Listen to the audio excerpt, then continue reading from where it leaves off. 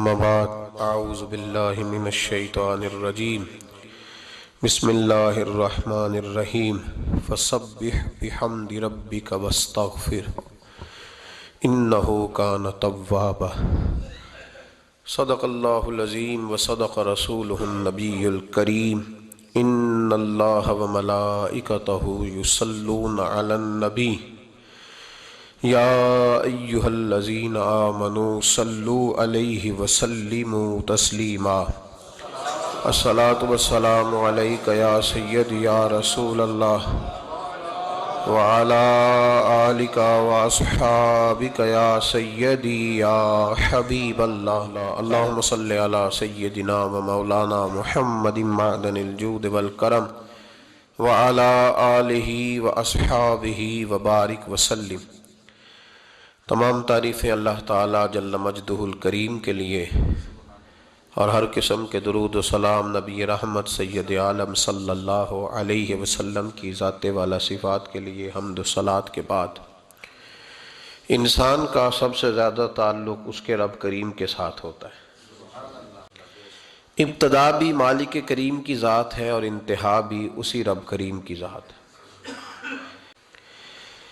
اگر اس کا یہ ذہن بن جائے کہ میں نے اپنے تعلقات کو، اپنے معاملات کو اپنے رب کے ساتھ صحیح رکھنا ہے، تو جب اللہ کے ساتھ اس کے معاملات ٹھیک ہوتے ہیں تو بندوں کے ساتھ خود بخود ہی ٹھیک ہو جاتے ہیں۔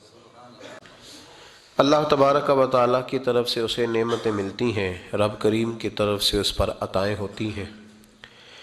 اللہ کی طرف سے وہ آیا ہے اور واپس اللہ ہی کی طرف لوٹ جائے گا۔ انسان دنیا میں جتنے بھی پیچ و تاب کرتا ہے، جتنی بھی دنیا داری کرتا ہے اور جتنے بھی معاملات میں وہ وقت گزارتا ہے، وہ سارے عارضی ہیں، وقتی ہیں، اور بہت ساری چیزیں تو صرف اور صرف دھوکہ ہیں اور دھوکے کے سوا کچھ بھی نہیں۔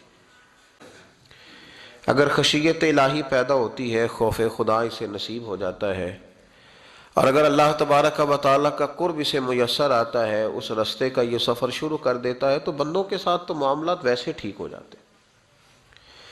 اس لیے کہ جب اللہ سے ڈرے گا، نہ دھوکہ کرے گا، نہ فریب کرے گا، نہ جھوٹ بولے گا، نہ کسی شخص کے ساتھ بددیانتی کرے گا، جب اللہ کے ساتھ اس کا تعلق ٹھیک رہے گا، اور جب یہ اپنے آپ کو آزاد سمجھے گا نا کہ میں ہوں اور میں ہی ہوں اور میں نے ہی چلنا ہے، تو پھر یہ اپنی مرضی سے معاملات کو چلائے گا تو خرابی پیدا ہوگی۔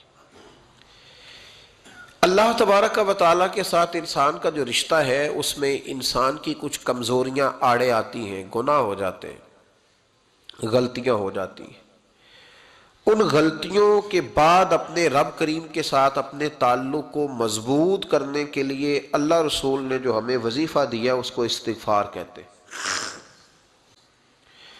کچھ لوگ توبہ اور استغفار کا لفظ اکٹھا بولتے ہیں، لیکن توبہ کا معنی ہوتا ہے آئندہ گناہ نہ کرنے کا وعدہ کرنا، اور استغفار کا معنی ہوتا ہے پچھلے گناہوں سے اللہ کے حضور معافی مانگنا۔ اگرچہ مفہوم کے لحاظ سے یہ ہم معنی ہی بنتے ہیں، لیکن ان کا جو اصطلاحی مفہوم ہے وہ یہ ہے کہ جب آپ پچھلے گناہوں سے معافی مانگ رہے ہوتے ہیں تو اس کو استغفار کہتے ہیں۔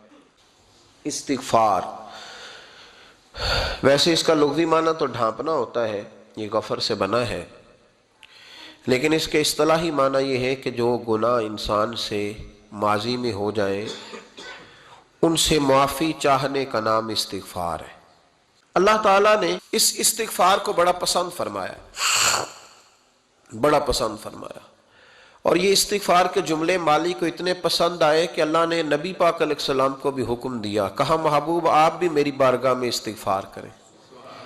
اگرچہ حضور کا استغفار اس معنی میں نہیں ہے، بلکہ نبی پاک کا استغفار تو بلندی درجات کا معاملہ ہے، چونکہ استغفار خود ایک عبادت ہے، تو یہ عبادت کرنے کا اللہ نے اپنے محبوب کو بھی ارشاد فرمایا۔ جب فتح مکہ ہوئی تو فرمایا اذا جاء نصر اللہ والفتح، جب اللہ کی مدد آئی تو پھر فتح نصیب ہوئی، وَرَأَيْتَ النَّاسَ يَدْخُلُونَ فِي دِينِ اللَّهِ أَفْوَاجًا، تو پھر آپ دیکھیں گے لوگوں کو، لوگ فوجوں کی فوجیں دین میں داخل ہو رہے ہیں۔ لوگ پہلے ایک ایک دو دو کر کے آیا کرتے تھے، تو اب فوجوں کی فوجیں آ رہی ہیں، تو یا اللہ ہم کیا کریں؟ تو رب کریم نے فرمایا محبوب فَسَبِّحْ بِحَمْدِ رَبِّكَ وَاسْتَغْفِرْ، اپنے رب کے لیے حمد کرو، تسبیح پڑھو اور استغفار کرو۔ کیا کرو؟ استغفار، معافی مانگو۔ اس کے حضور آہوزاری کرو، استغفار کرو۔ معنی یہ ہوا کہ جب تو غلطی ہو جائے پھر بھی استغفار کرو، جب اللہ زیادہ نعمتیں دے پھر بھی استغفار کرو۔ ہمارے